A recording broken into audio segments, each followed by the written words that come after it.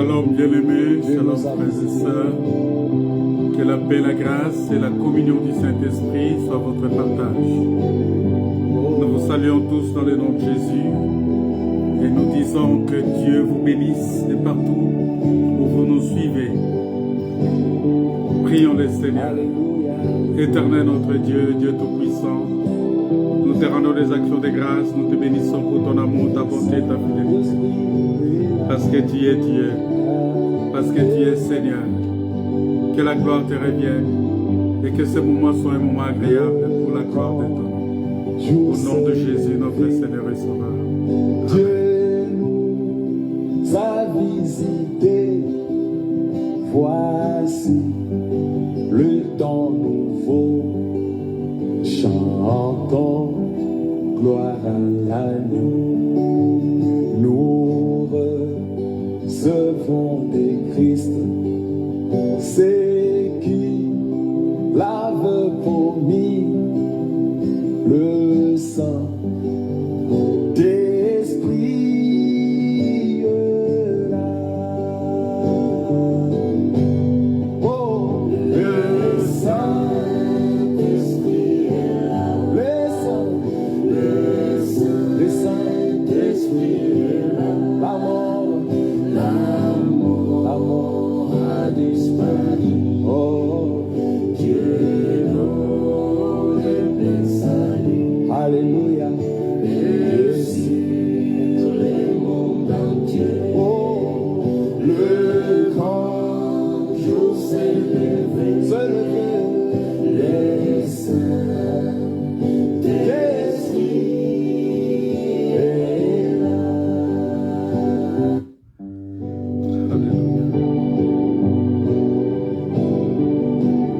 Alléluia.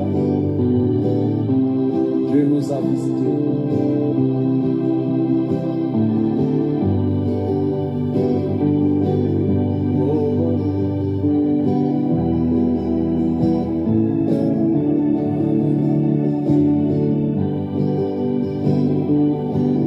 Alléluia.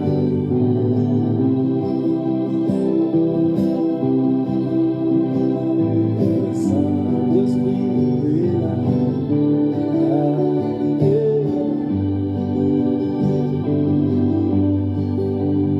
Le grand jour se lever, Dieu nous a visités, voici le temps nouveau, chantons gloire à l'agneau.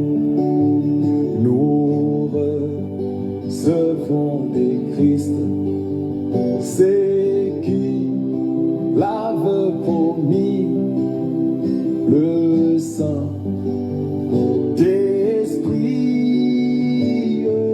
là. Oh, le Saint-Esprit est là. Le Saint-Esprit est là. La mort a disparu. Oh, Dieu nous le salut. Alléluia. Et si tout le monde entier, oh, le grand jour s'est levé, les saints d'esprit est là. L'obscurité s'enfuit, la lumière a jailli, chasse de guerre trouble toute crédulité, car Christ, le roi de rois, repent l'esprit des foi, le Saint-Esprit est là. Le Saint-Esprit est là. Oh, le Saint-Esprit est là.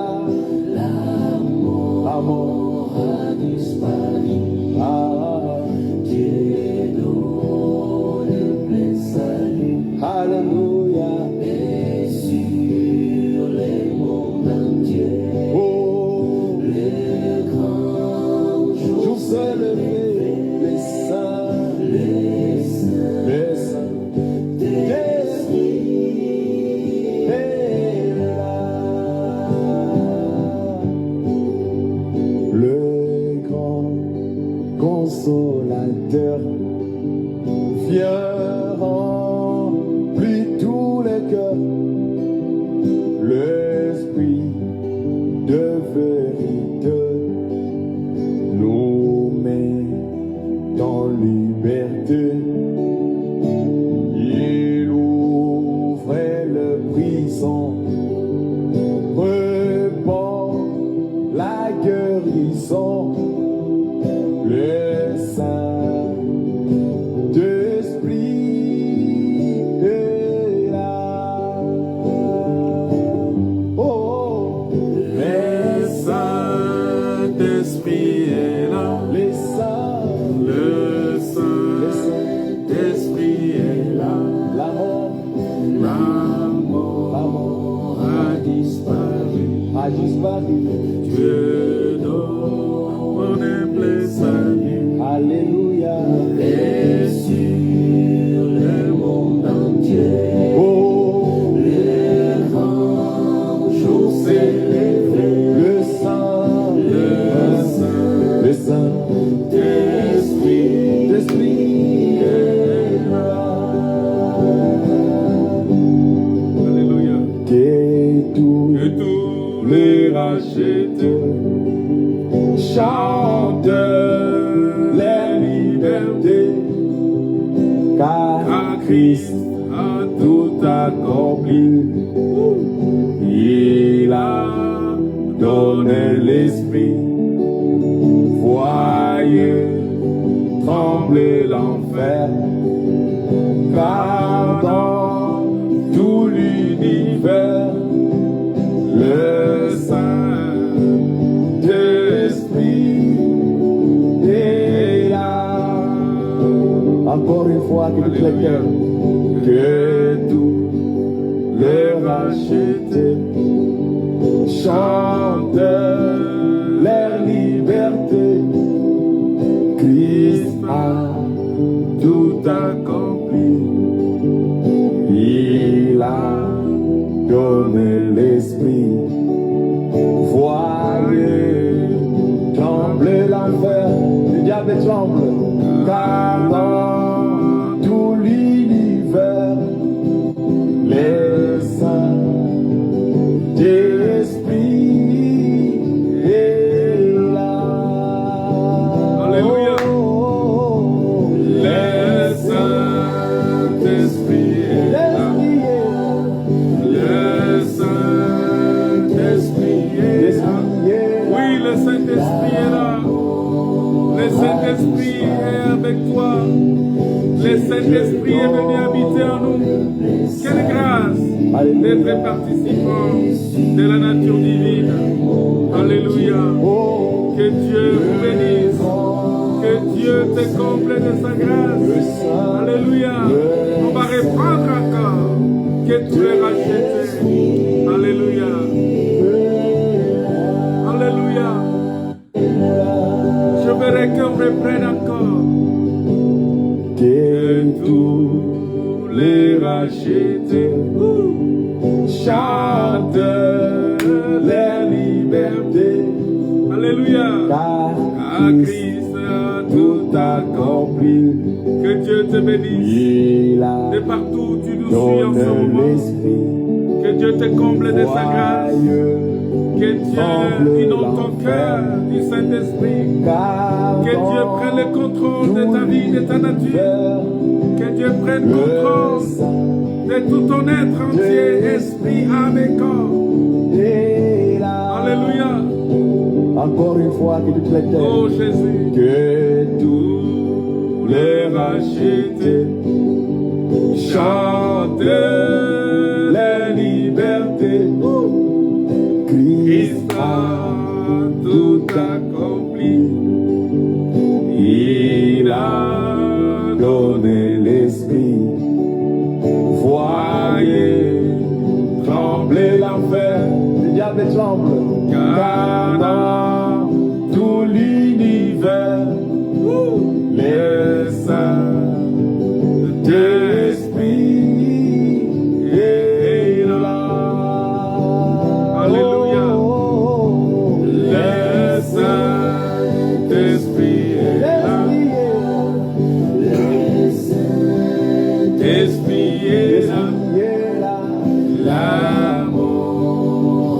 disparu. Dieu donne mes saluts. Alléluia. Et sur le monde entier, Oh, le grand jour s'est levé. le Saint, Le Saint-Esprit est là. Acclame le Seigneur bien-aimé, que le Seigneur vous bénisse, que le Seigneur vous comble de sa grâce, que le Seigneur vous remplisse du Saint-Esprit, parce que c'est ça, la mission de Dieu, la mission que Jésus-Christ est venu accomplir dans ce monde, c'est pour que nous puissions, il est venu mourir pour que nous puissions recevoir le Saint-Esprit. C'est tout. Jésus est venu mourir pour que nous puissions recevoir le Saint-Esprit. Et là où il y a l'Esprit de Dieu, là aussi il y a la liberté. C'est-à-dire que quand tu reçois le Saint-Esprit de Dieu, tu reçois la liberté, la délivrance, tu reçois la guérison, tu reçois tout ce qui est de la liberté de Dieu. Et la puissance de Dieu se manifeste dans tout ce qu'il fait en nous parce qu'il est venu pour ça. Il est venu pour que Christ est mort, pour que nous puissions recevoir le Saint-Esprit. Et le Saint-Esprit nous a été donné en fait que Christ qui est mort pour nous soit formé en nous. Voilà, c'est-à-dire que lorsque tu reçois le Saint-Esprit, Christ est formé en toi. Et jusqu'à ce qu'il atteigne la stature parfaite, en ce moment-là, là, tu es enlevé. Tant que Christ n'a pas encore atteint la stature parfaite en toi, tu ne seras pas enlevé. Voilà pourquoi nous disons qu'il est important pour nous de reconnaître cette grâce-là. Parce que tant que Christ est en toi, le Saint-Esprit est en toi, le Saint-Esprit est nourri par la parole de Dieu. Le Saint-Esprit, c'est la parole de Dieu. Le Saint-Esprit a pour mission de former le Christ dans l'Église. Parce que l'Église, comme c'est le corps de Christ, c'est le Saint-Esprit qui est venu former ces corps-là. Il prend les membres par-ci, par-là, il les ramène et il forme ces corps. Et quand ce corps-là est formé, est devenu complet, la stature d'homme fait, en ce moment-là, l'enlèvement de l'Église va avoir lieu. Voilà pourquoi nous vous bénissons au nom de Jésus, nous vous bénissons par cette parole, que cette parole ici puisse habiter abondamment en vous, que ça puisse trouver abondamment de la place dans vos cœurs, parce que cette parole est la parole de Dieu. Cette parole est la parole de vie. Cette parole est la parole de gloire. Cet évangile, c'est l'évangile de gloire de Christ. Et cet évangile de gloire de Christ, le diable ne veut pas que tu puisses voir comment ça brille. Voilà pourquoi Jésus, il vient à chaque instant avec les colliers pour mettre les colliers à tes yeux, afin que tes yeux s'ouvrent et que tu puisses voir distinctement, que tu puisses voir la gloire de Dieu, que tu puisses voir la puissance de Dieu. Et lorsque tu reçois cette parole vient avec la puissance de Dieu pour délivrer, pour guérir, pour sauver. Bien-aimés dans le Seigneur, il est très important pour nous de comprendre ces choses. Alléluia. Nous bénissons le Seigneur parce que nous voulons nous exhorter. J'aimerais vraiment exhorter un peu, une petite exhortation. Ce soir, on va avoir une petite exhortation et on va voir comment continuer avec cette exhortation-là, avec ce sujet-là. Que faire pour tenir ferme face aux calomnies et aux persécutions? Que faire? Que faire, bien-aimé, pour que tu puisses tenir ferme? Parce que, vous savez, nous savons que les calomnies sont des fausses accusations. C'est des fausses accusations faites dans le but juste de nuire à la réputation de quelqu'un. C'est-à-dire qu'on te fait, quand on dit calomnier quelqu'un, c'est-à-dire, en d'autres termes, on peut dire mentir au nom de quelqu'un, mentir sur quelqu'un, c'est-à-dire faire des fausses déclarations, faire des fausses accusations pour que, dans le but de nuire à ta réputation, c'est-à-dire nuire à ce que tu es. Et nous allons voir dans Apocalypse chapitre 12, parce que le texte que nous voulons étudier aujourd'hui, c'est Psaume chapitre 140. C'est le Psaume 140 qu'on va étudier.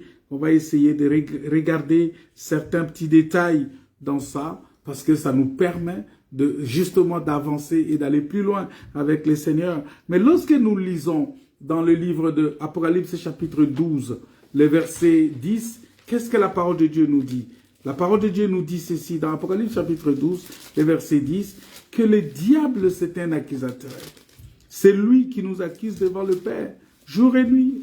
Notre accusateur, Satan, c'est lui notre accusateur. La Bible dit ceci. La Bible dit, on va lire la parole de Dieu. Et j'entendis dans le ciel une voix forte qui disait, maintenant le salut est arrivé, et la puissance et le règne de notre Dieu, et l'autorité de son Christ, car il a été précipité, l'accusateur de nos frères, c'est lui qui les accusait devant notre Dieu jour et nuit. Mais ils l'ont vaincu à cause du sang de l'agneau et à cause de la parole de leur témoignage. Ils l'ont vaincu à cause du sang de l'agneau et à cause de la parole de leur témoignage. Donc vous voyez, il y a ce qu'on appelle la parole, la parole et les témoignages. Vous voyez, on dit la loi et de la loi et au témoignage. Or, quand on parle de la loi, c'est ça la parole. Quand on parle de témoignage, c'est la révélation de cette parole-là. C'est ça les témoignages. Alors, on dit ici que maintenant le salut est arrivé. C'est-à-dire que quand le salut est arrivé, l'accusateur est exposé. C'est lui qui nous accuse. Mais il nous accuse pourquoi? Il nous accuse parce que nous sommes enfants de Dieu. Nous sommes déclarés enfants de Dieu par la parole. Et lorsque nous acceptons Jésus comme notre Seigneur et Sauveur, nous sommes plus que vainqueurs. Et le diable est automatiquement désarmé. Parce qu'avec cette victoire-là, le diable ne peut rien faire. Voilà pourquoi un enfant de Dieu doit toujours déclarer la victoire. Parce que le diable, Jésus-Christ a dit que le prince de ce monde, il vient, mais il n'a rien à moi. C'est-à-dire que quand il vient, il n'a rien à m'accuser, il n'a rien, il ne va pas trouver ses traces en moi. Il ne va pas trouver son bien en moi. Il ne va pas trouver quelque chose de lui en moi. Donc, tant qu'il ne trouve rien de lui en moi, il n'a rien. Voilà pourquoi si Christ habite abondamment dans ton cœur, même si le diable vient, même si Satan vient avec ses accusations, avec ses calomnies, avec toutes ces choses-là, mais il ne trouvera rien à toi. Mais il ne pourra pas aussi te pénétrer. Il ne pourra rien contre toi. Parce que pour ce travail de destruction, vous devez savoir que le diable, il emploie naturellement tous ceux et celles qui lui sont soumis. Et ce sont ceux-là que le diable utilise. Le diable, il vient, il commence à utiliser ceux qui lui sont soumis. Il vient utiliser ceux qui lui appartiennent. Il vient utiliser ceux qui... C'est-à-dire que quand il vient, il trouve en toi quelque chose et il commence à t'utiliser. Mais si c'est Jésus-Christ qui habite abondamment ton cœur, le diable, quand il vient, il va trouver déjà, il va rencontrer déjà la barrière. Il ne pourra rien. Parce que ça nous montre que ceux qui sont employés à calomnier et à médire ont pour père le diable. Pourquoi? Parce que le diable, c'est lui l'accusateur. C'est lui l'accusateur. Et quand quelqu'un est là seulement pour accuser, quand quelqu'un est là seulement pour calomnier, quand quelqu'un est là seulement pour chercher à nuire, chercher à mal parler, voilà pourquoi ce sont des choses qu'on ne peut pas retrouver parmi les enfants de Dieu, la calomnie. Parce que la calomnie vient du mensonge. La calomnie vient du mensonge. La calomnie vient du fait que les gens sont tellement menteurs qu'ils sont en train de... Ils sont dans la calomnie. Et la calomnie aussi, ça vient de l'envie. C'est-à-dire que quand tu as de l'envie pour l'autre, tu cherches comment faire pour le détruire. Alors tous ceux-là, tous ceux et celles qui sont employés à calomnier, à médire, ils ont pour père le diable. Ils ont pour père le diable. C'est ce que Jésus disait aux Juifs de son temps, parce qu'il dit, vous avez pour père le diable, dans Jean 8, verset 44. Vous voyez? Dans Jean chapitre 8, verset 44, si je lis ça, il dit, vous avez pour père le diable et vous voulez accomplir les désirs de votre père. Il a été meurtrier dès le commencement. Et il ne se tient pas dans la vérité. Voilà, les calomniateurs, ils ne sont pas dans la vérité. Parce qu'il n'y a pas de vérité en lui. Lorsqu'il profère le mensonge ou la calomnie, il parle de son propre fond. Vous voyez? Ça veut dire que la calomnie vient du diable. La calomnie, c'est l'œuvre du diable. C'est ce que la parole de Dieu nous dit. Dans Jean 8, verset 44, il dit, vous avez pour père le diable et vous voulez accomplir les désirs de votre père. Il a été meurtrier dès le commencement et il ne se tient pas dans la vérité parce qu'il n'y a pas de vérité en lui. Lorsqu'il profère le mensonge, il parle de son propre fond car il est menteur et le père du mensonge. Et moi, parce que je dis la vérité, vous ne me croyez pas. Qui de vous me convaincra du péché? Ici, Jésus-Christ est en train de démontrer, avec les Écritures, il est en train de démontrer par sa parole que le père de la calomnie, le père du mensonge, c'est le diable. Voilà pourquoi notre prière ce soir, c'est que le Seigneur nous aide à ne pas tomber dans ces pièges de la calomnie et de la médisance. Parler mal de quelqu'un. C'est-à-dire, vous vous réunissez. Et c'est ça, justement. Vous voyez, il y a des gens qui utilisent ça aujourd'hui pour gagner de l'argent. Ils font de buzz avec ça sur les réseaux sociaux. Mais ils ne savent pas qu'ils sont en train de se bloquer davantage, de bloquer leur avenir, de bloquer, parce qu'ils peuvent monter un mensonge sur toi et ils publient ça sur les réseaux sociaux. Et en faisant cela, parce qu'ils cherchent seulement à détruire. C'est ce que Paul faisait. Paul utilisait aussi cette stratégie. C'est parce que en ce moment-là, il n'y avait pas de réseaux sociaux. Mais Paul utilisait cette stratégie. Les pharisiens, les Sanhédrins utilisaient cette stratégie pour persécuter l'Église. Mais en persécutant l'Église, ils ne savaient pas qu'ils étaient en train de persécuter Jésus lui-même. Voilà pourquoi quand Saül de Tarsis est allé, il est allé pour persécuter l'Église. Pour lui, il pensait que c'était des hommes qu'il était en train de persécuter. Il est allé, il a commencé à faire des choses, il maltraitait les chrétiens, il maltraitait... D'abord, vous savez, les noms chrétiens, c'est un nom qu'on a donné, c'est comme pour stigmatiser les enfants de Dieu. Mais le véritable nom que nous devrions porter, c'est les disciples de Jésus. Et les gens, pour parler, pour exposer les disciples de Jésus, ils les ont appelés des chrétiens. Ça veut dire qu'ils ont vu en eux les caractéristiques de Christ. Ils ont dit, mais ceux-là sont comme des Christ. Ça dit, ça c'est le témoignage de l'extérieur. Mais à l'intérieur, nous devons être des véritables disciples. Parce qu'aux disciples, Jésus s'est révélé beaucoup plus qu'à l'extérieur. Voilà pourquoi il faut que tu sois le disciple de Jésus-Christ. Et nous devons éviter justement de tomber dans le piège de la calomnie et de la médisance, parce que en le faisant, bien-aimés, nous devons faire très très attention. Parce que l'ennemi utilise cela. Parce que en étant ici, nous devons éviter. Parce que sans le réaliser, nous devenons des instruments manipulés et employés par Satan. Lorsque tu es dans la calomnie, lorsque tu es dans la médisance, tu deviens un instrument manipulé et employé par Satan. Un instrument du diable. Pour détruire, parce que le diable ne vient que pour détruire. Parce que lorsque l'ennemi nous accuse, qu'est-ce qu'il fait? fait. Il importe également, parce que ces accusations soient fausses ou qu'elles ne soient pas justifiées. Parce que vous allez voir que ça va être une honte pour nous. Et surtout même pour l'Éternel que nous servons, parce qu'en ce moment-là,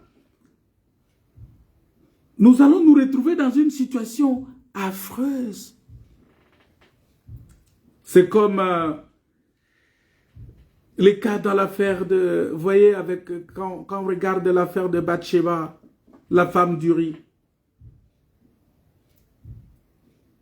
La Bible déclare que lorsque David a commis cette action-là, David avait donné l'occasion à l'ennemi de mépriser l'Éternel et de proférer des blasphèmes.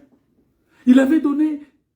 Voilà pourquoi nous devons veiller sur notre comportement, sur notre conduite, sur notre attitude vis-à-vis de la parole. La Bible dit qu'on vous accuse des choses, mais qu'on ne vous trouve pas dedans.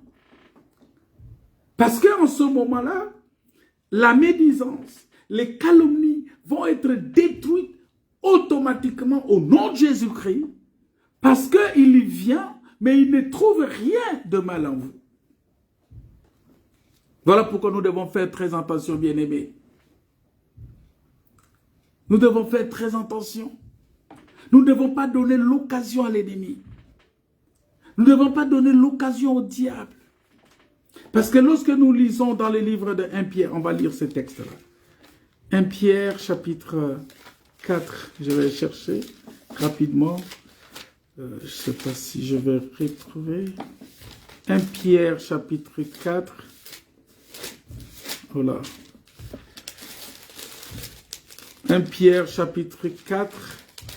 On va prendre le 15e verset. Oui, je pense. Il dit ceci. Que l'un de vous, en effet, ne souffre comme meurtrier ou voleur ou malfaiteur ou comme s'ingérant dans les affaires d'autrui. S'ingérant dans les affaires d'autrui. Mais si quelqu'un souffre comme chrétien,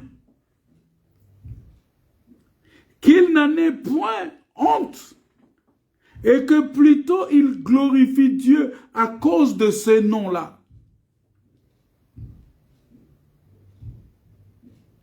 Qu'il glorifie Dieu à cause de son nom. Parce que la Bible dit, quelle gloire y a-t-il?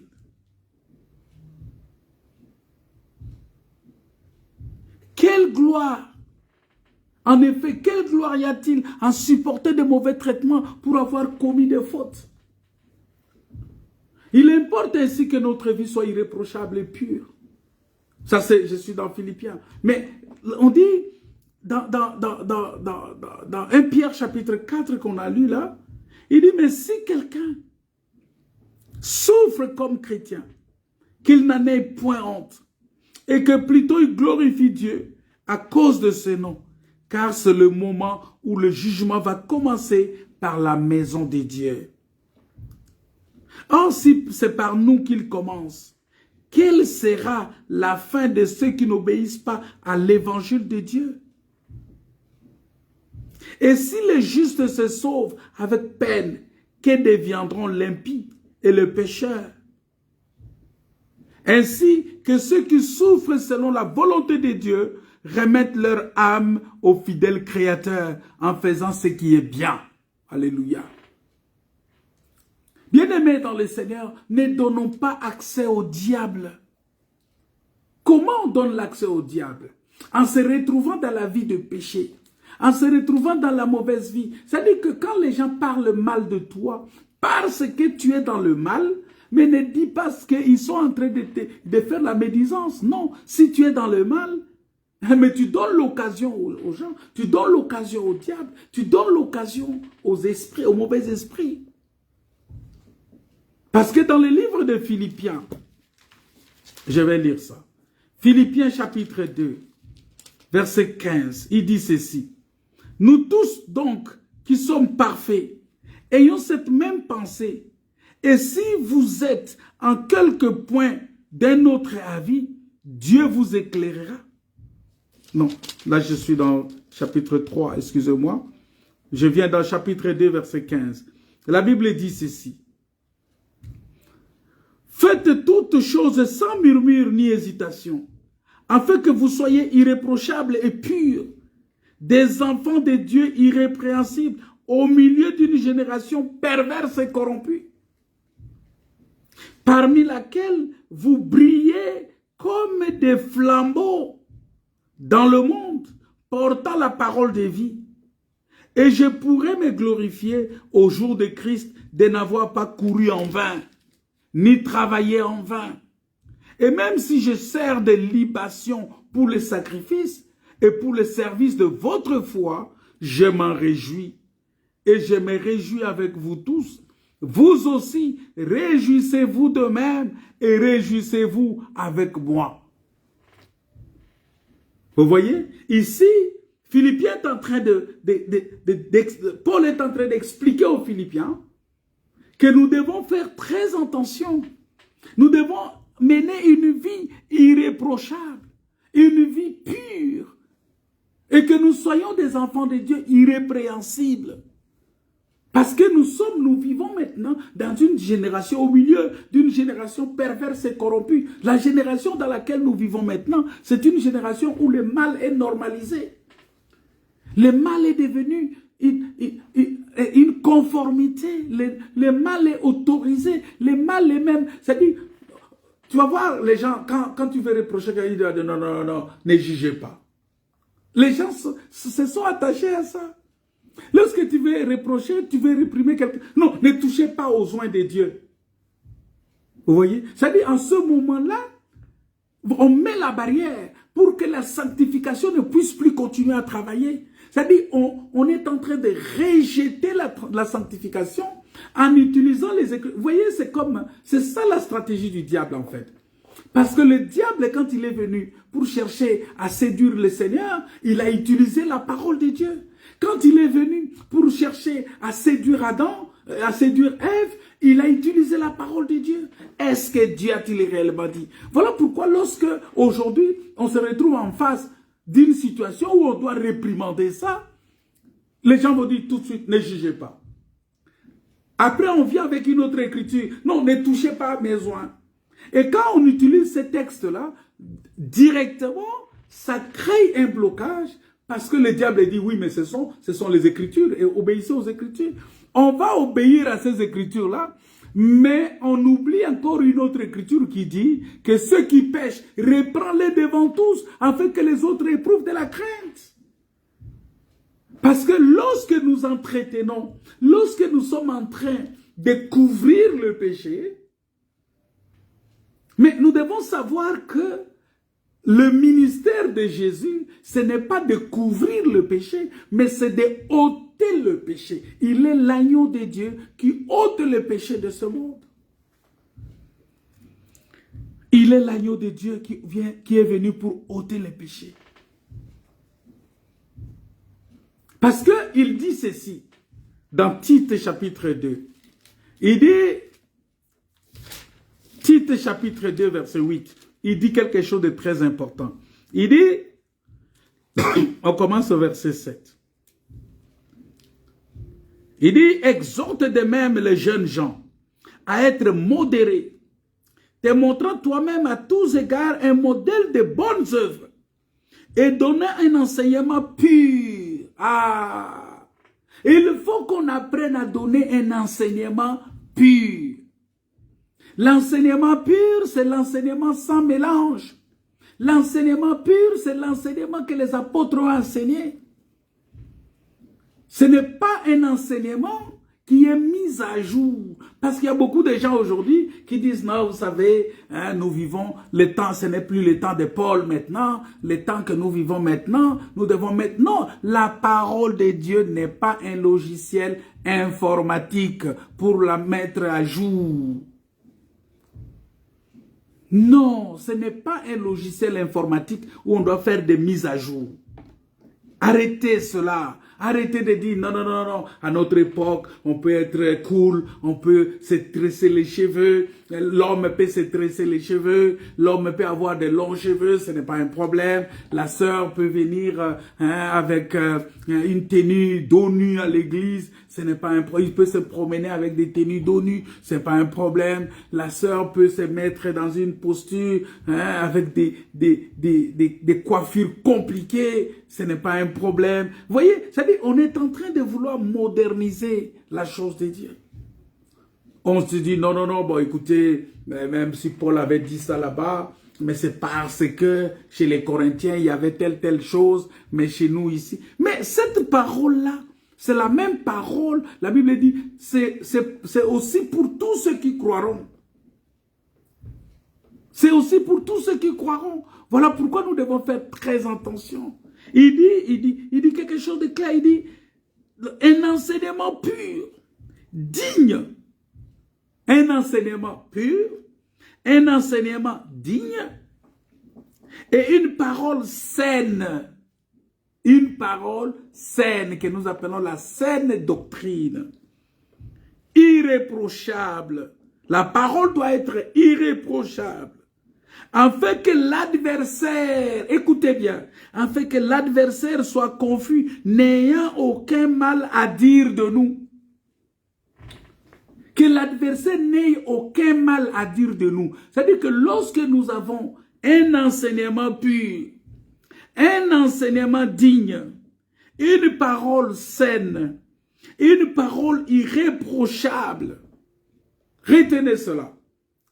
Voilà pourquoi, frères et sœurs, je vais te dire, lorsque tu arrives quelque part et que l'enseignement n'est pas pur, parce que les enfants de Dieu, aujourd'hui, les gens célèbrent la Pâque, mais ils ne savent pas que la Pâque était suivie il faut manger pendant la Pâque, il faut manger le pain sans levain.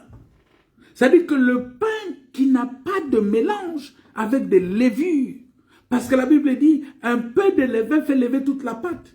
Le levain ici, c'est les enseignements des pharisiens. L'enseignement des pharisiens, c'est quoi? C'est l'hypocrisie. L'enseignement des pharisiens, c'est l'enseignement qui vous dit de vous occuper seulement des biens de ce monde, mais que votre esprit, même si ce n'est pas propre, ce n'est pas un problème. Parce que l'enseignement des pharisiens, c'était un enseignement lié au bien de ce monde, au bien-être de ce monde, au bonheur de ce monde. C'est ça l'enseignement des pharisiens. Ils n'avaient aucun cas pour le royaume des cieux. C'est ça l'enseignement des pharisiens. Voilà pourquoi nous devons faire attention. Voilà pourquoi nous devons bien aimer avoir l'enseignement. L'enseignement pur, c'est quoi? C'est l'enseignement qui est fondé sur qui est édifié sur le fondement des apôtres et des prophètes. Jésus lui-même, la pierre angulaire. Jésus lui-même est la fondation, c'est-à-dire la pierre de l'angle, la pierre qui a été rejetée, mais qui est devenue la principale de l'angle. Et c'est sur cette pierre-là, c'est cette pierre-là qui a donné de l'eau aux enfants d'Israël. C'est cette pierre-là sur laquelle on a écrit les paroles de Dieu. C'est cette pierre-là qui s'est détachée des néants pour venir écraser la statue de Nebuchadnezzar. C'est cette pierre-là qui a fait tomber Goliath. Cette pierre-là, c'est ça l'enseignement pur. Lorsque tu as cet enseignement pur, lorsque tu as cet enseignement sans mélange, tu regardes, est-ce que les apôtres ont fait ça? Si les apôtres n'ont pas fait, je ne le fais pas parce que je ne veux pas mélanger. Mais c'est ce que la parole de Dieu nous dit dans Tite. Tite chapitre 2, verset, Tite, alléluia. Tite chapitre 2, verset 8, mais j'ai commencé au verset 7. Qu'il faut être un modèle. Modèle de bonnes œuvres. Et donnant un enseignement pur. C'est-à-dire que tu es serviteur de Dieu. Tu es enfant de Dieu. Tu dois donner un enseignement pur. Un enseignement qui ne glorifie que Jésus-Christ. Un enseignement qui ne glorifie que Dieu. Un enseignement qui ne lève pas un homme. Un enseignement qui ne déroule pas les tapis rouges pour les pasteurs. Un enseignement qui n'est pas là pour acclamer les pasteurs, mais un enseignement qui acclame Jésus. Qui acclame Jésus. Qui glorifie Jésus. Qui adore Jésus. Un enseignement qui nous amène dans la crainte de Dieu. C'est ça l'enseignement pur. Un enseignement digne. Ah, celui-ci est mon fils bien-aimé, c'est-à-dire il est digne. Dieu nous a jugés dignes de nous confier cet évangile. C'est ce que la parole de Dieu dit. Que Dieu nous a jugés dignes de nous confier. C'est-à-dire que pour être digne, il faut que tu aies le Saint-Esprit. Parce que c'est le Saint-Esprit qui te rend digne. L'enseignement digne, c'est l'enseignement qui est prêché par le Saint-Esprit. Alléluia. Une parole saine. Oh, on dit une parole saine. Une parole propre. C'est ça, une parole saine, c'est une parole propre. Une parole irréprochable.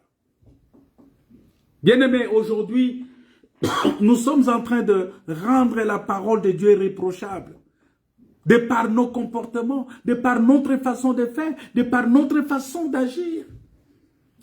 Les gens commencent à douter même de Dieu à cause de nous, à cause de nos enseignements, parce que nous enseignons tellement mal, nous enseignons tellement pour notre bonheur personnel, pour nos intérêts, pour nos ventres.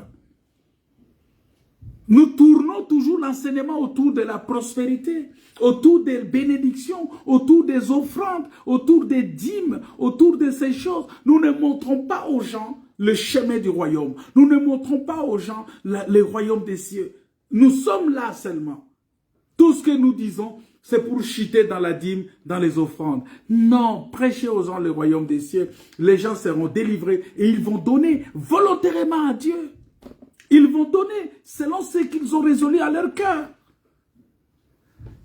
L'enseignement irréprochable.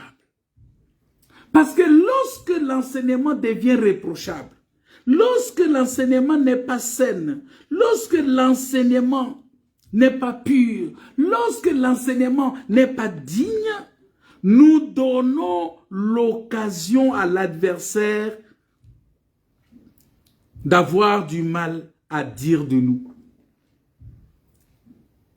Mais si l'enseignement est irréprochable, si l'enseignement est pur, si l'enseignement est digne, parce que quelqu'un qui a un enseignement digne, lui-même aussi il est digne.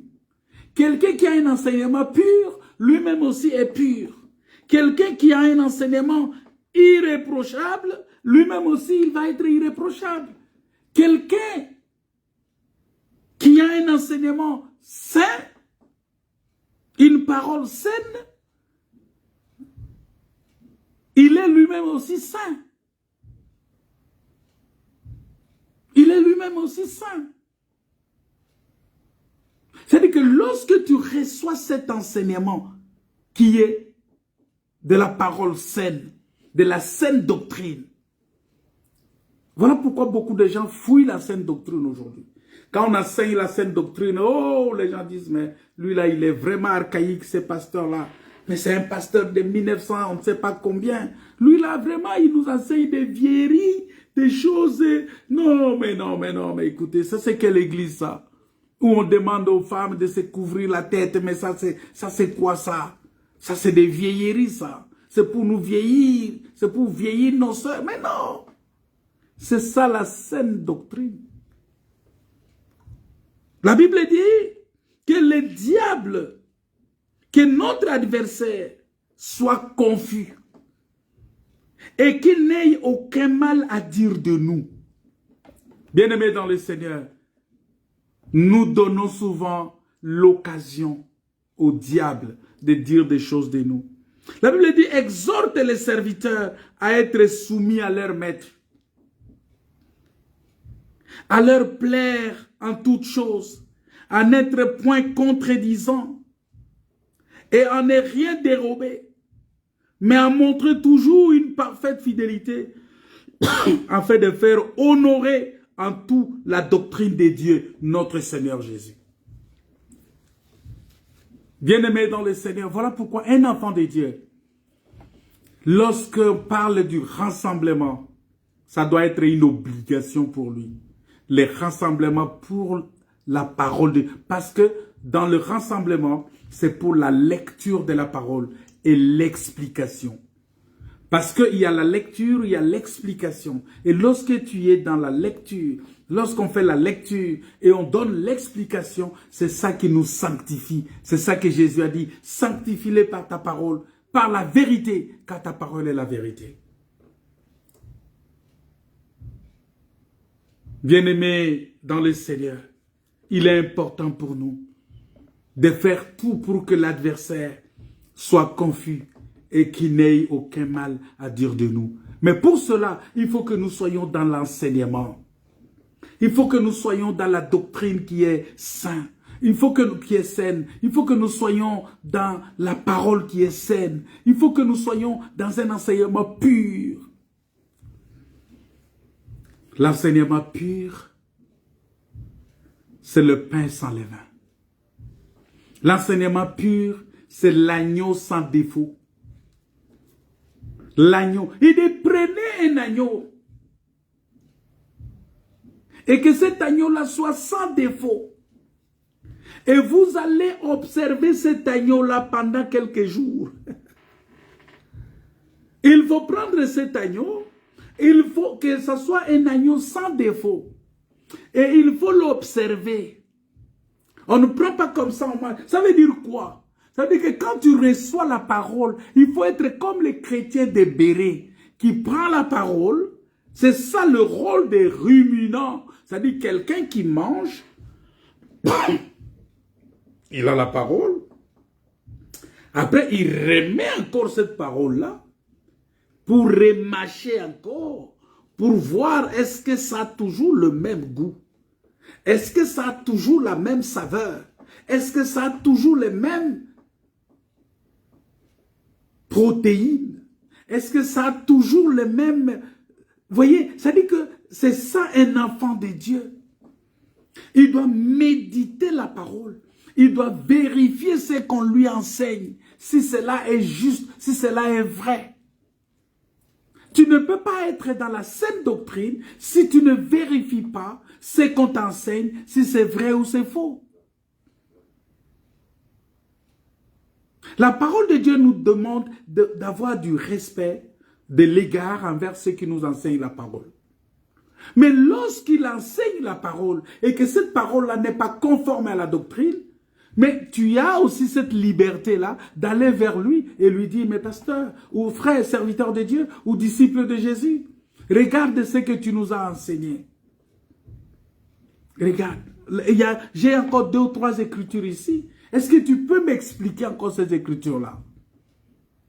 Vous allez voir que si cet enseignement-là n'est pas pur, comme Tite nous dit, il va commencer à mâcher les mots.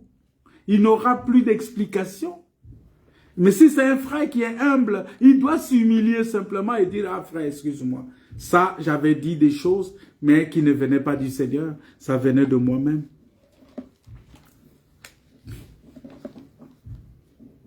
Voilà pourquoi vous allez voir que lorsque nous avons un enseignement pur, et si le diable fait quand même, parce que quand il est un accusateur, vous allez voir que ça va être des fausses accusations maintenant. Et puisque ça va être des fausses accusations, nous avons un avocat qui nous défend. Cet avocat-là, c'est Jésus-Christ.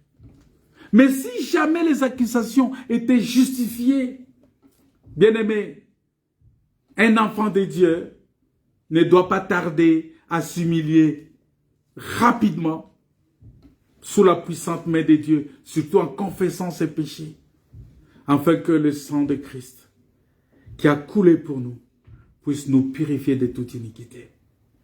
Selon 1 Jean, chapitre 1, verset 9.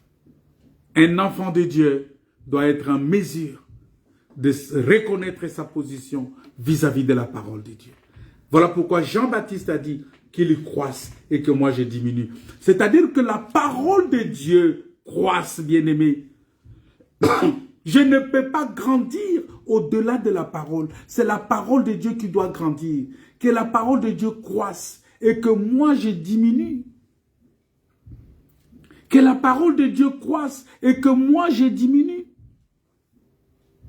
Et c'est ce que nous lisons. Parce que vous devez comprendre. Vous devez comprendre. On va lire, on va repartir dans Psaume. Parce qu'on est dans Psaume 140, n'oubliez pas. Notre texte de base, c'est Psaume 140. Qu'est-ce que la Bible nous dit là-bas? Psaume 140. Qu'est-ce que la parole de Dieu nous dit? Il dit ceci. L'Éternel, délivre-moi des hommes méchants. Préserve-moi des hommes violents qui méditent des mauvais desseins dans leur cœur et sont toujours prêts à faire la guerre. Ils aiguisent leur langue comme un serpent. Et ils ont sous leurs lèvres un venin d'aspic. Ils ont sous leurs lèvres un venin d'aspic. L'Éternel, garantis-moi des mains des méchants, préserve-moi des hommes violents qui méditent de me faire tomber. Des orgueilleux me tendent un piège et des filets. Ils placent les raies le long du chemin. Ils me dressent des embûches. Oh bien-aimé, face à un tel entourage, quelle sera la réaction de David? Quelle sera ta réaction? Mais nous voyons que David ici, face à un tel entourage, il a fait recours à la prière en demandant à Dieu sa protection. Parce que le venin d'aspic, c'est l'enseignement du diable. C'est le venin, c'est ça ce qu'on appelle le venin d'aspic. Ils aiguisent leur langue comme un serpent. Vous voyez, le serpent a aiguisé sa langue dans les jardins d'Éden. Il a bien aiguisé sa langue avec des venins d'aspic. Parce que dans ses lèvres, sous leurs lèvres, sous ses lèvres, il avait un venin d'aspic. Le venin d'aspic, c'était quoi? C'est le mensonge. Qui dit que le jour où vous en mangerez, vous ne mourrez pas. Mais vos yeux vont s'ouvrir. Vous voyez, ça veut dire que c'est ça ce qu'on appelle la ruse du diable. Il vous dit quelque chose qui semble au vrai. Qui est semblable au vrai. Et quand il dit cela, vous acceptez, vous dites, ah mais enfin, mais c'est vrai, en plus. Là, il t'a dressé des embûches. Et il a mis les raies le long du chemin. En ce moment-là, tu marches, tu ne sais pas qu'il y a des pièges partout. Bien-aimé, Psaume 140 ici, c'est une prière adressée à celui qui voit tout, qui connaît tout. À celui qui juge justement. Et celui-là, c'est lui qui a les derniers mots. C'est lui qu'on appelle le Rédempteur qui se relève les derniers. C'est ça ce qui est décrit dans le psaume 140. C'est lui qui voit tout. C'est lui qui connaît tout. C'est lui qui juge justement.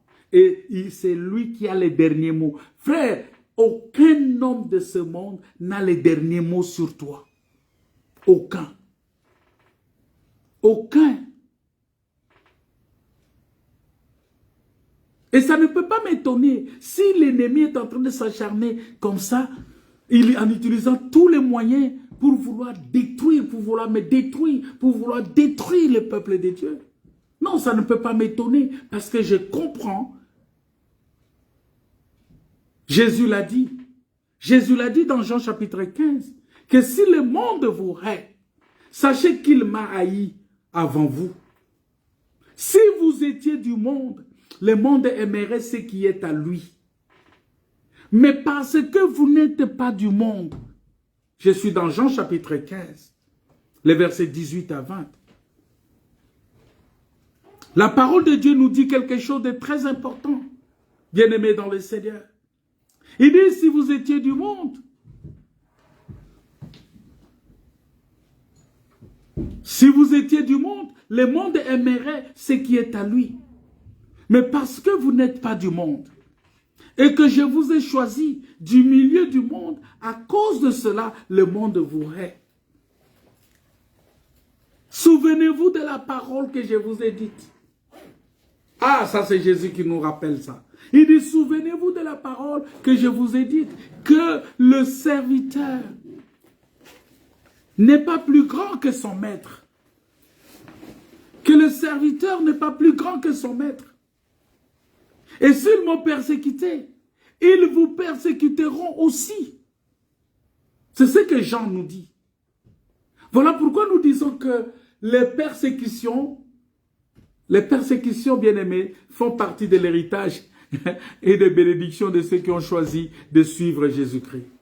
Parce que si tu as véritablement choisi de suivre Jésus-Christ, tu dois savoir que la persécution, les calomnies, toutes ces choses-là, ça fait partie de ce que nous devons hériter. C'est-à-dire que ça fait partie de notre héritage, de nos bénédictions.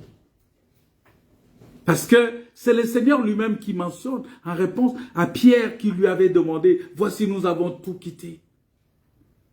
Jésus, il va donner la réponse.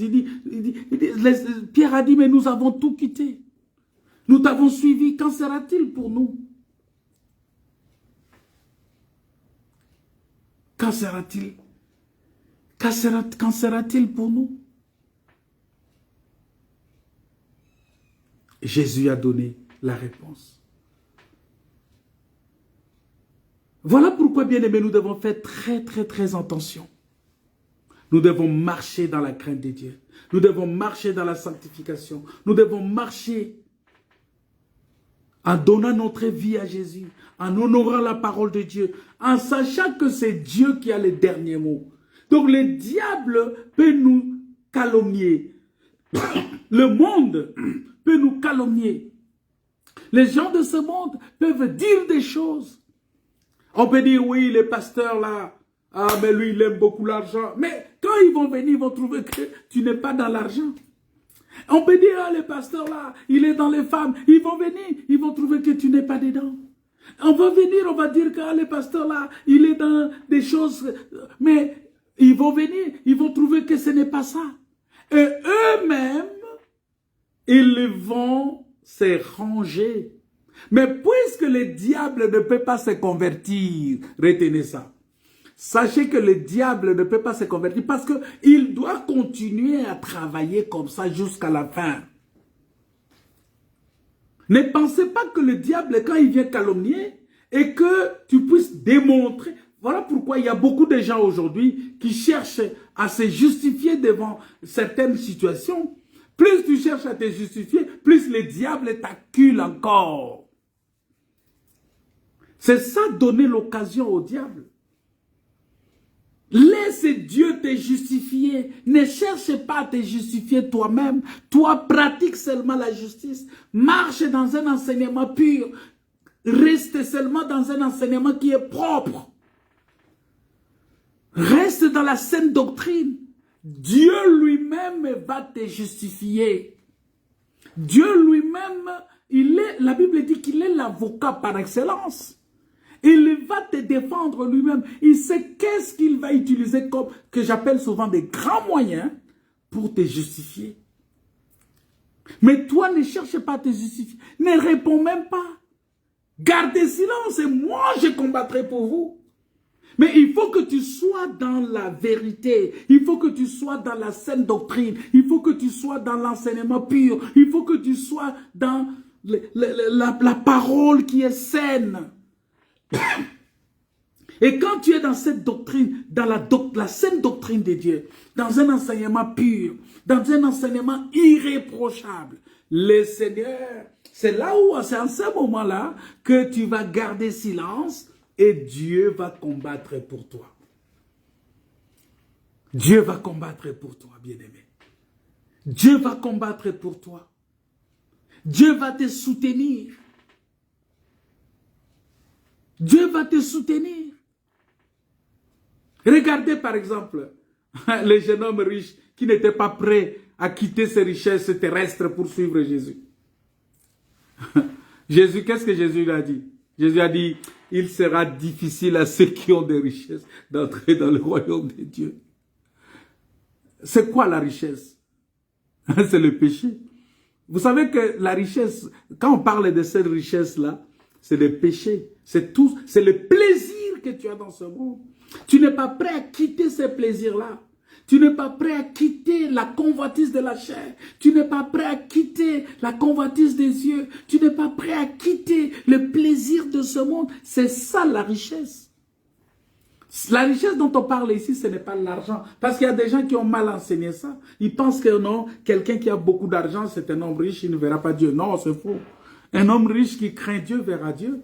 Mais un homme riche qui se laisse entraîner par le plaisir, mais il ne verra pas Dieu. Parce que la Bible dit, tout celui qui vit dans le plaisir, il est mort quoique vivant. Dieu n'est pas contre la richesse. Il faut faire très attention. Il y a des gens qui pensent que quelqu'un ne peut pas avoir beaucoup d'argent. Non, un enfant de Dieu peut avoir beaucoup d'argent. Mais s'il marche dans la crainte de Dieu, il marche dans l'humilité. Il marche dans l'humilité, dans la crainte de Dieu, il verra le Seigneur. Il ne va pas se laisser guider par l'amour de l'argent.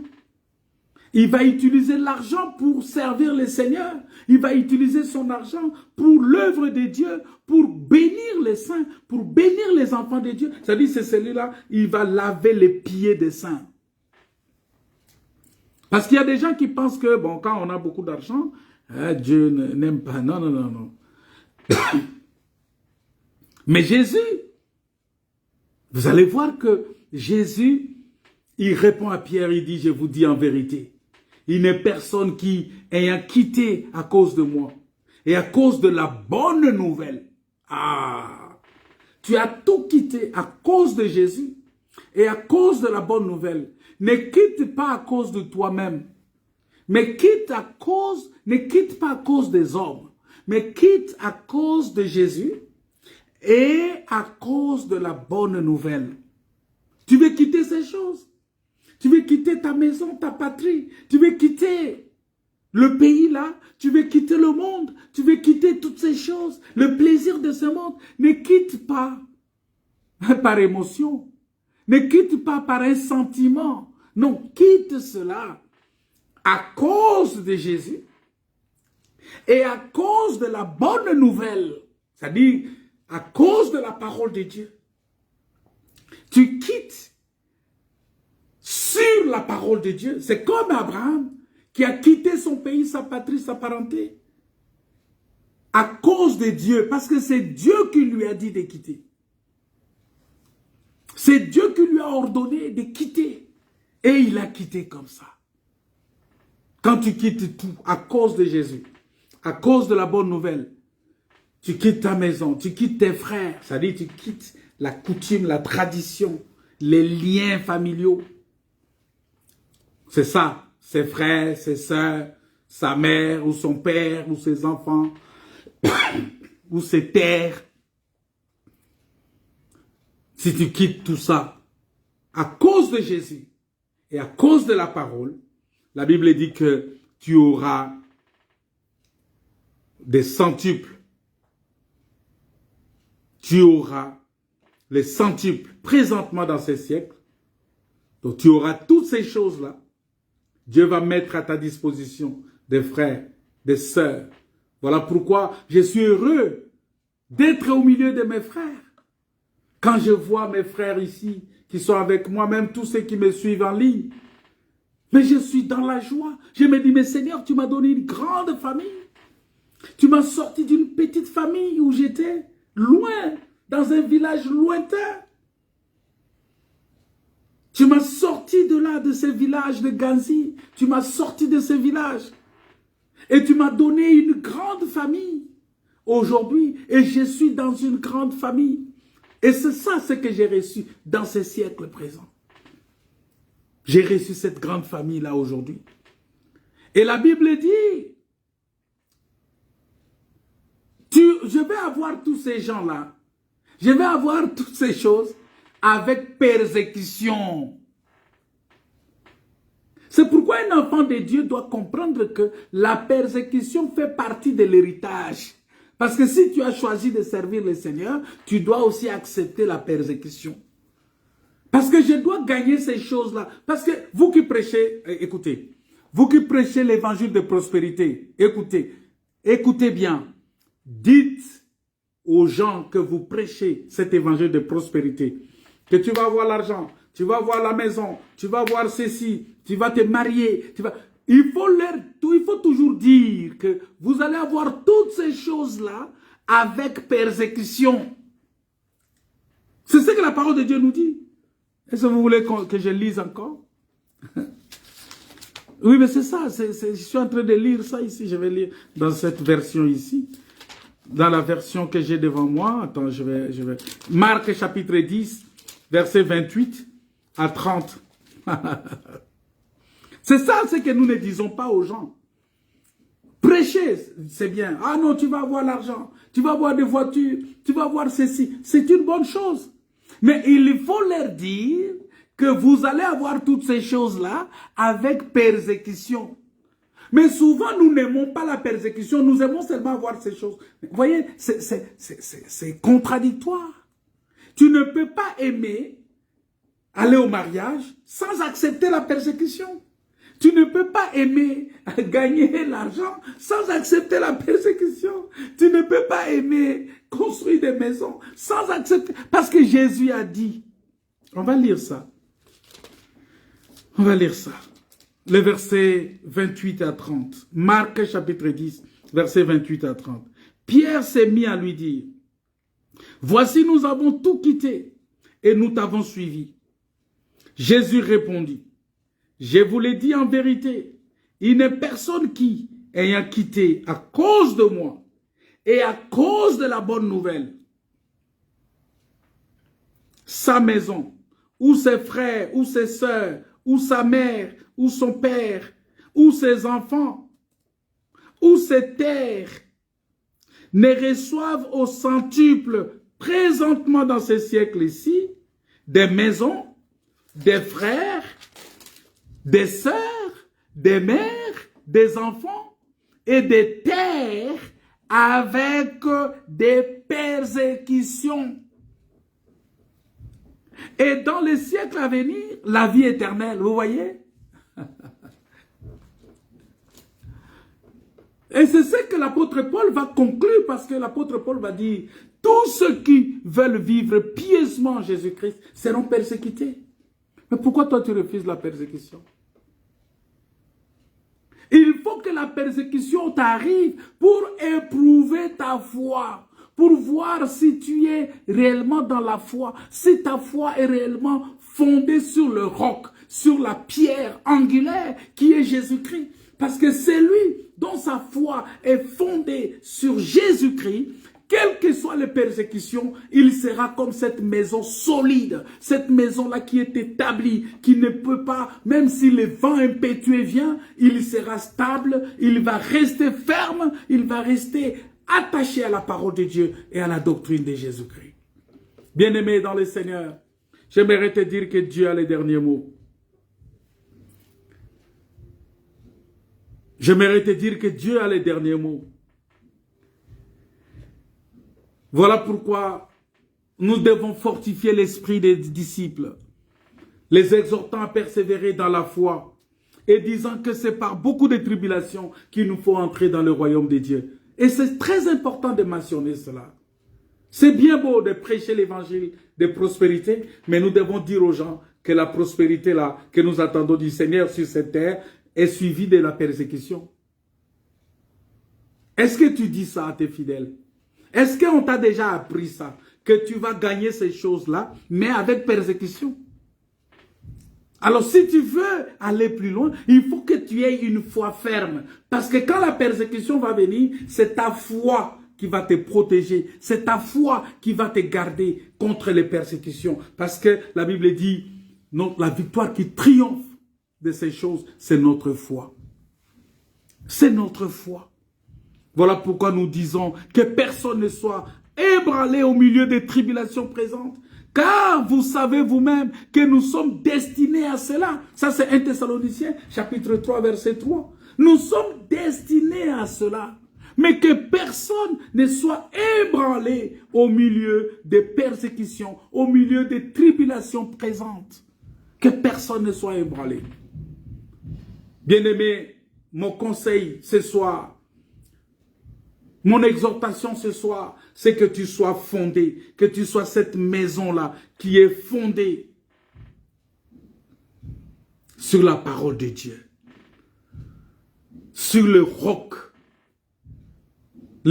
sur lequel Jésus a dit, tu es pierre. Sur cette pierre, je bâtirai mon église et les séjours des morts ne prévaudront point contre elle. Ça veut dire quoi? Les séjours des morts, c'est ça la persécution. Les séjours des morts, c'est ça les tribulations. Les séjours des morts, c'est tout ce que nous pouvons avoir comme combat dans ce monde ici. Le combat spirituel ne peut pas m'éloigner de Dieu, mais au contraire, ça doit me rapprocher de Dieu. Ça doit me rapprocher de Dieu. C'est très important de souligner cela. Voilà pourquoi quand tu prêches, quand on te parle de ta destinée, et on te parle des biens que tu vas gagner, oh non, un enfant de Dieu doit avoir de belles maisons, doit avoir de belles voitures, doit avoir ceci, doit avoir l'argent. Oui, c'est bien, on peut prêcher ces choses-là aux gens, mais il faut leur dire que vous allez avoir ces choses avec persécution. Bien-aimés dans le Seigneur, comme je l'ai dit, notre Dieu, c'est un Dieu puissant, c'est un Dieu qui se relève les derniers, c'est un Dieu qui est grand, c'est un Dieu qui est notre Sauveur, c'est lui notre Dieu, c'est lui notre grand Dieu, c'est lui notre Seigneur, c'est lui qui est notre Sauveur. Et il est là, il est notre Rédempteur. Comme je l'ai dit, c'est lui qui a les derniers mots. C'est lui qui a les derniers mots, c'est Dieu-là. Voilà pourquoi, bien-aimé dans le Seigneur, c'est lui qui a les derniers mots, c'est Dieu. C'est lui qui a les derniers mots. Et si tu te donnes à lui, si tu te confies en lui, il va te protéger, il va te garder, il va te soutenir, il va te bénir. Alléluia. J'aimerais qu'on chante ces cantiques avec vous. Je tiendrai cette espérance. Cette espérance en Christ. Alléluia. J'aimerais que tu comprennes, au bout de mes efforts, j'aurai la récompense. Donne des gloires. Alléluia. Je sais, oh, mon Rédempteur est vivant.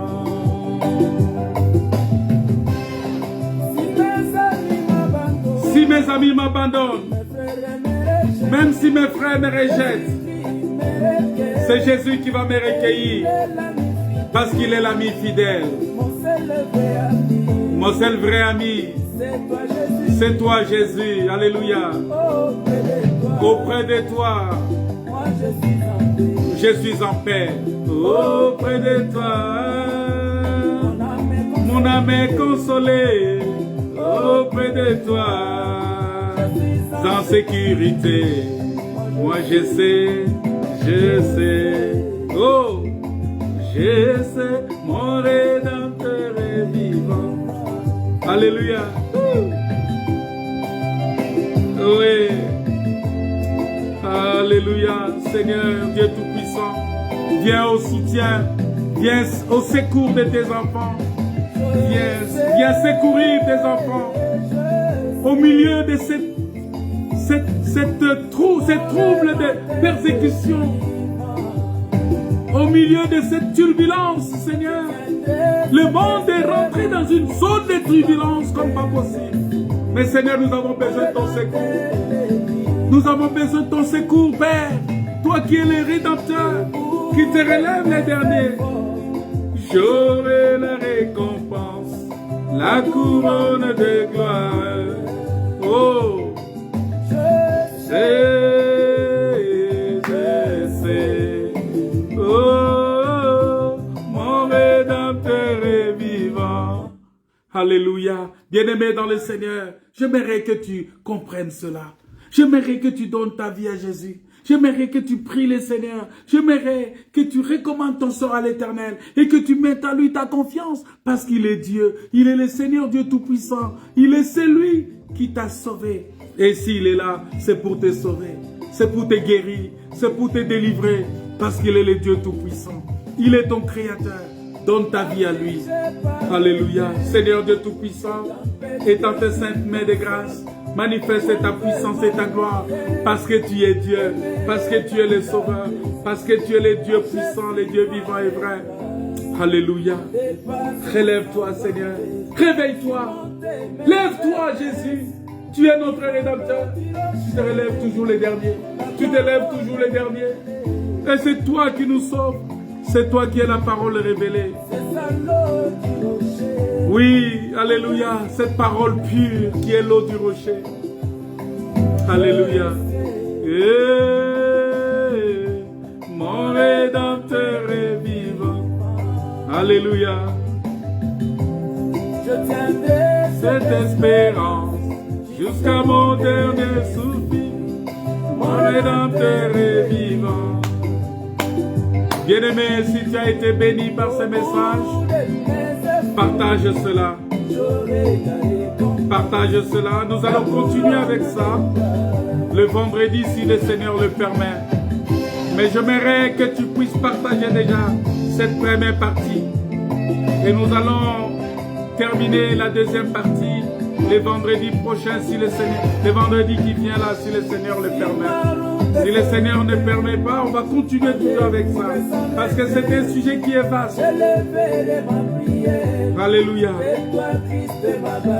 C'est toi Christ ma bannière.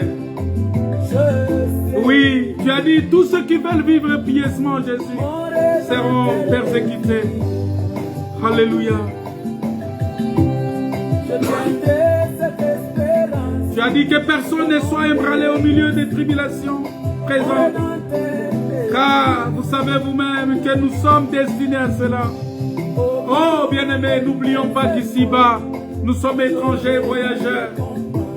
Et que notre patrie est dans les cieux. Parce que sans cette vision et sans cette espérance, beaucoup abandonnent les chemins étroits tracés par le Seigneur. Alléluia.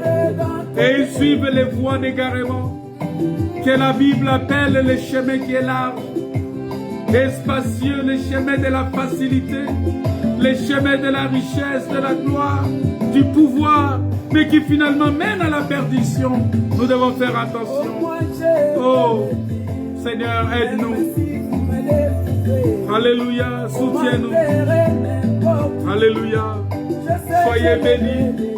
Soyez bénis au nom de Jésus, notre Seigneur et Sauveur. Amen. On se retrouve vendredi pour la parole de Dieu. Pour ceux qui sont ici à Rouen, demain, nous allons nous retrouver encore en présentiel ici dans la salle pour écouter la parole de Dieu. Et vendredi, nous serons encore en prière. Que Dieu vous bénisse. Alléluia. Il est vivant. Il guérit mes maladies. Oh, il est vivant. Oh, il est vivant. Jésus, tu es vivant. Alléluia. Il est vivant. Tu es vivant, Jésus.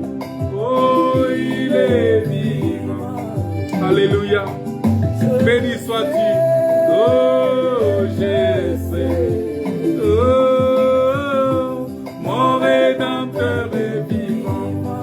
Alléluia. Tiendrai cette espérance jusqu'à mon dernier soupir. Mon Rédempteur est vivant.